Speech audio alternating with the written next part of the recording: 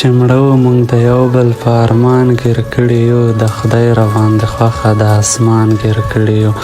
ماښام نه مخکې نشو تلی راغلي دي خواړونه، ولاړ یو په نختر لاندې باران ګیر کړي یو.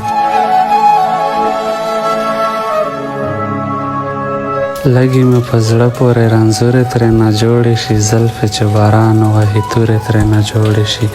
یو خو پښتنې پېغلې په خپله دومره ښکلې دي، بیا یې چې باران ووهي هورې ترېنه جوړې شي.